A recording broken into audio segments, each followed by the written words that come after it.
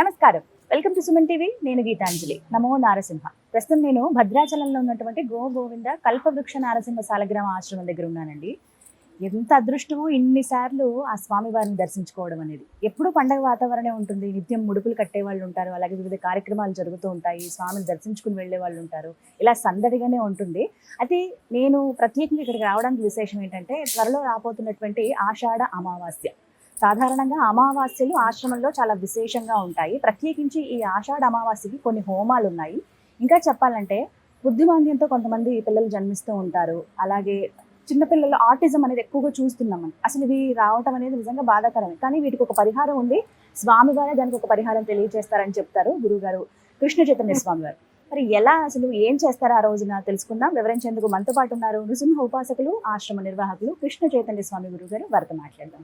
గురుగారు నమస్కారం అండి. నమస్కారం అమ్మా. గురుగారు, ఆషాఢ మాసం అమావాస్య గురించి మాట్లాడదామండి. ఎందుకంటే నేను విన్నాను అమావాస్యలు చాలా విశేషం. ఎప్పుడు చూసేదే తెలిసిందే. ఎక్కువగా తండోపతండాలుగా వస్తూ ఉంటారు, స్వామి అనుగ్రహం పొందుతూ ఉంటారు. అయితే ఈసారి ఇంకా విశేషం ఏంటి? ఈ హోమాలు కానీ ఇందాక నేను చెప్పినట్టుగా ప్రత్యేకించి పిల్లల కోసం అని చెప్పి కొన్ని కార్యక్రమాలు చేస్తున్నారని విన్నాము. అవి ఏంటి వివరించి? సాధారణంగా మనకు ఈ కల్పవృక్ష నరసింహ స్వామివారి ఆశ్రమంలో మనం అమావాస్య నాడు చేసేటువంటి విశేషమైనటువంటిది మహాలక్ష్మి ఆరాధన. మొట్టమొదటిది అంటే ఏ ఇంట్లో కూడా అలక్ష్మి అనేటువంటి దోషాలు ఉండకుండా మోక్షలక్ష్మి, స్థిరలక్ష్మి అనుగ్రహం ఉండాలి అనేటువంటి సత్సంకల్పంతో చాలా విశేషంగా ప్రతి అమావాస్య రోజు స్వామివారికి సంబంధించినటువంటి దాంట్లో ప్రాతకాలంలో గోపూజ, స్వామివారికి సంబంధించినటువంటి తిరుమంజనం, 9 కలశాలతో విశేషమైనటువంటి తిరుమంజనం, అనంతరం సంతాన ప్రాప్తి కోసం ప్రత్యేకంగా ఉదయం హోమం, వైనతేయ హోమం చేసి తదనంతరం వాళ్ళందరికీ కూడా గరుడ ప్రసాదాన్ని, సంతానం ఎవరికైతే సంతానం కోసం ఇబ్బంది పడుతున్నారో వాళ్ళందరికీ కూడా సంతాన ప్రాప్తి గరుడ ప్రసాదం ఇవ్వడం, సాయంత్రం 4 గంటల నుంచి కూడా శ్రీ మహాలక్ష్మి అమ్మవారి హోమం, అదేవిధంగా మహాసుదర్శన నారసింహ హోమం చాలా విశేషంగా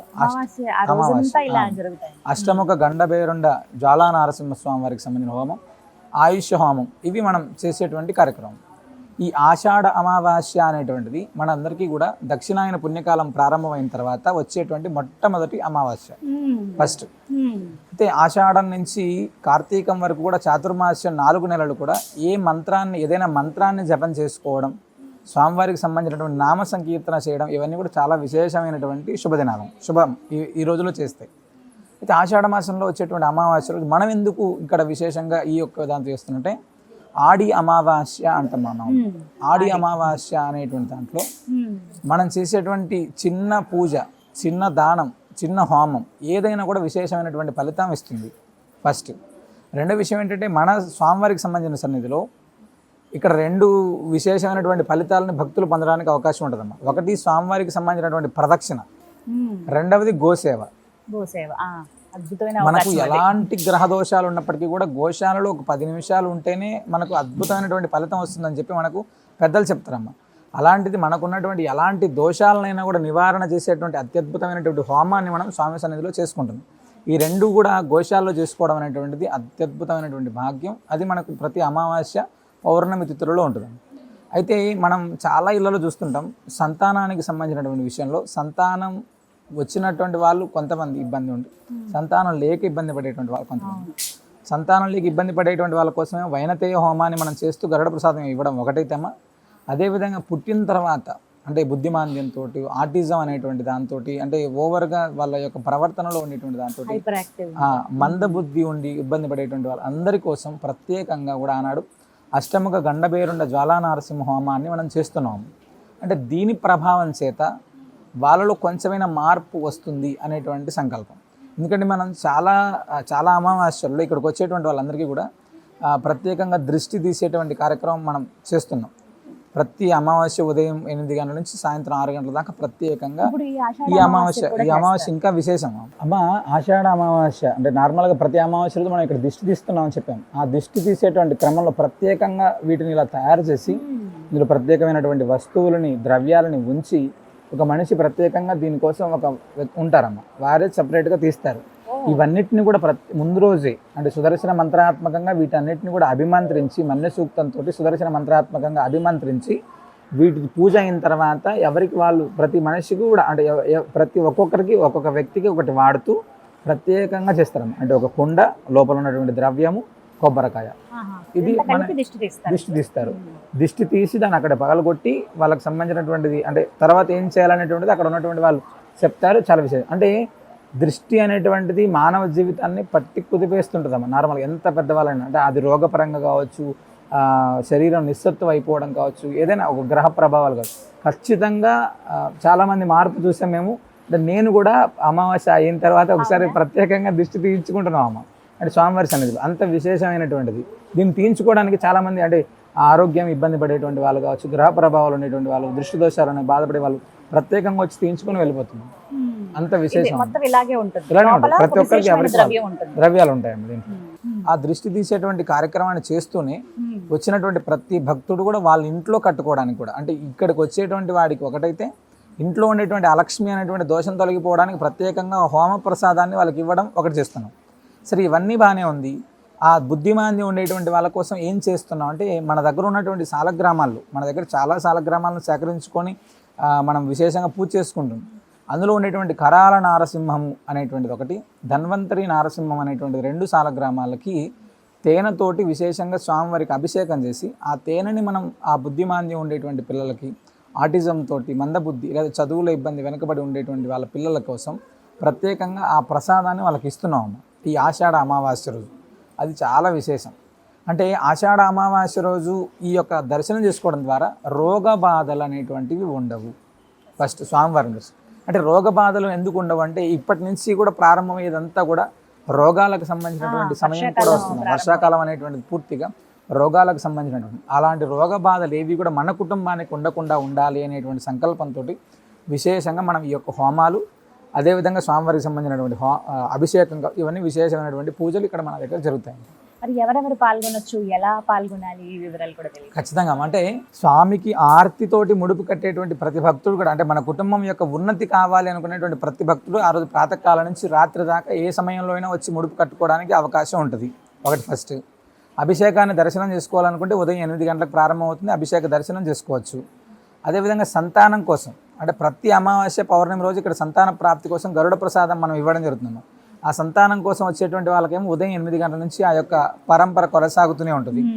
అంటే ఆర్థికంగా మేము స్థిరత్వం రావాలి, రోగ బాధలు, రుణ బాధలు అనేటువంటివి ఉండకుండా ఉండాలి మన కుటుంబంలో అనేటువంటి వాళ్ళందరికీ కూడా ఆ రోజు సాయంత్రం 4 గంటల నుంచి ప్రత్యేకమైనటువంటి హోమాన్ని నిర్వహించి వాళ్ళందరికీ కూడా స్వామివారికి సంబంధించినటువంటి ఆశీర్వచనాన్ని, ఆ తీర్థాన్ని అన్ని కూడా ఇవ్వడం జరుగుతుంది. ఎవరైనా రావచ్చు, ఎవరైనా పాల్గొనవచ్చు. ప్రత్యక్షంగా అయితే ఖచ్చితంగా పాల్గొనాలి. ప్రత్యక్షంగా ఉంటే స్వామి వైభవం చూడడానికి మనకు 2 కళ్ళు సరిపోవు. అంత అద్భుతంగా ఉంటుంది. ఎందుకంటే మీరు నేను చాలాసార్లు చెప్పాను, స్వామి అంటే అమావాస్య లాంటి పర్వదినాల్లో భక్తులు చేసేటువంటి ప్రదక్షిణలో భగవంతుడు కూడా ఉంటాడేమో. ఎందుకంటే అన్ని వేల మంది స్వామివారికి ప్రదక్షిణ చేస్తూ ఉంటే కూడా ఎవ్వరు కూడా అలసట లేకుండా, ఎలాంటి ఇబ్బంది లేకుండా ఇక్కడికి పాల్గొని ముడుపు కట్టి స్వామివారికి సంబంధించినటువంటి అన్నప్రసాదాన్ని తీసుకొని వచ్చేటువంటి ప్రతి భక్తులు కూడా అంటే ఇక్కడ మంచి జరుగుతుంది. మేము ప్రతినిత్యం కూడా ఉంటాం అన్నమాట. స్వామివారికి ముడుపు కట్టాం, మా పిల్లలకు ఉద్యోగం వచ్చింది, పెళ్లి సెట్ అయింది, ఆ సంతానానికి సంబంధించినటువంటి మంచి జరిగింది, వీసా వచ్చింది, ఇలా ఎన్నో రకాలైనటువంటి ఫోన్స్ ముడుపు కట్టిన తర్వాత అంటే అవ్వలేదు అనేటువంటి వాళ్ళు చాలా తక్కువ, అయింది అని చెప్పేటువంటి వాళ్ళు చాలా ఎక్కువ. అది అంటే ఆర్తితోటి ఇక్కడ ప్రదక్షిణ చేస్తే, అమావాస్య నాడు ప్రదక్షిణ చేస్తే సాధారణంగానే మనం కల్పవృక్షానికి గోమాతకు కలిపి చేసే ప్రదక్షిణ భూ ప్రదక్షిణతో సమానం.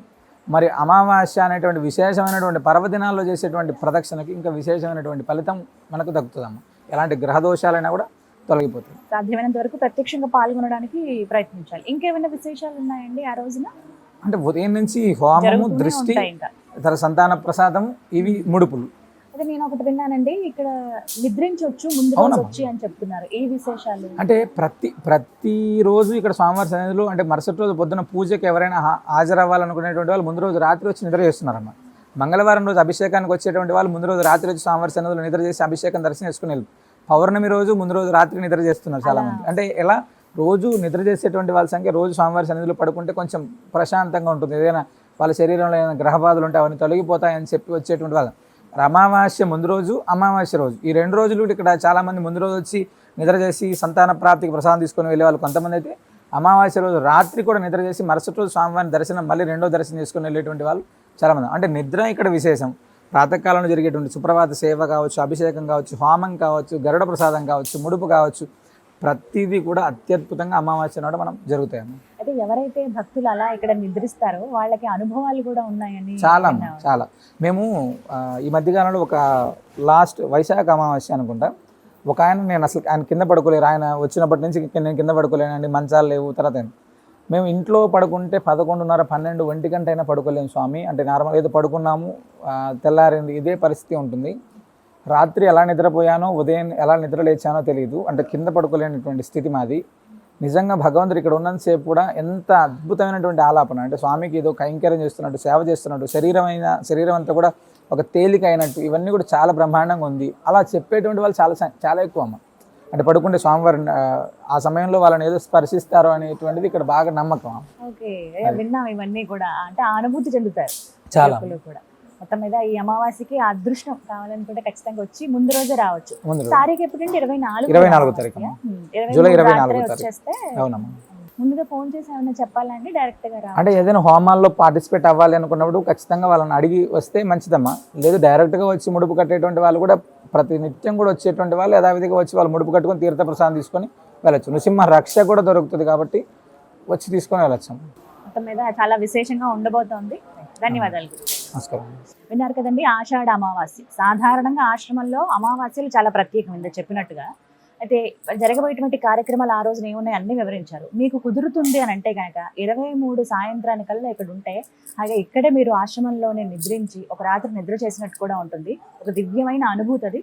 తెల్లవారుతుండగానే స్వామివారి దర్శనం చేసుకుని అమావాస్యలో జరిగేటువంటి ఆ హోమాలు మీ శక్తి కొలది మేము హోమం చేయించుకోవాలనుకుంటున్నాం అంటే కనుక మీరు ముందుగా చెప్తే మంచిది. లేకుంటే అప్పుడు వచ్చినప్పుడు మీరు ఇంకా మీ పేరు గోత్రం నమోదు చేయించుకుని హోమంలో మీరు కూడా కూర్చోవచ్చు. స్వయంగా స్వామి ఎదురుగుండానే ఇక్కడే హోమగుండం ఉంటుంది. ఆ హోమగుండం దగ్గర అందరూ కూర్చుని హోమం చేసుకోవచ్చు. అలాగే ఎవరైనా బుద్ధిమాంద్యం ఉన్న పిల్లలు, కొద్దిగా ఆటిజం ఉందండి మా బాబుకి, తగ్గట్లేదు, చాలా ప్రయత్నాలు చేసాం అన్నవాళ్ళు ఖచ్చితంగా రండి. స్వామి దగ్గర నిజంగా ఒక పరిహారం అయితే దొరుకుతుంది. క్రమేణా నార్మల్గా పిల్లలు అవ్వడం అనేది చాలా మంది ఉన్నారు ఇక్కడ. చాలా మంది వాళ్ళు ఇలా నిదర్శనం అని చెప్పి వాళ్ళు చెప్పిన వాళ్ళు ఉన్నారు, ఎంతో మంది భక్తులు. ఏమో మనకు కూడా అలా అయ్యి మన పిల్లలు బాగుండొచ్చు. ఒక్కసారి ప్రయత్నించండి, వచ్చి చూడండి. అలాగే దిష్టి తీసే కార్యక్రమం కూడా ఉంటుంది. మనకి ఇళ్లలో ఇవన్నీ కుదరవు. అలాంటిది నారసింహస్వామి వారి సన్నిధిలో మనకి ఈ విధంగా అవకాశం ఉన్నప్పుడు ఎవరు వదులుకోవద్దు. నేను చెప్తున్నానని కాదు కానండి, చాలా మంది వారి వారి అనుభవాలు చెప్పి జీవితంలో మేము మా మార్పుని చూసాము, ఒక మార్పుని చెప్పారు. అలాంటి అనుభూతి మీరు కూడా చెందాలంటే ఖచ్చితంగా రండి. భద్రాచలంలో రాముల వారి సన్నిధికి 100 మీటర్ల దూరం అంతేనండి. ఎవరిని అడిగినా చెప్తారు కల్పవృక్ష నారసింహ స్వామి వారి ఆశ్రమం ఎక్కడ అని చెప్పి. చక్కగా రండి, స్వామివారిని దర్శించుకోండి. నమస్కారం.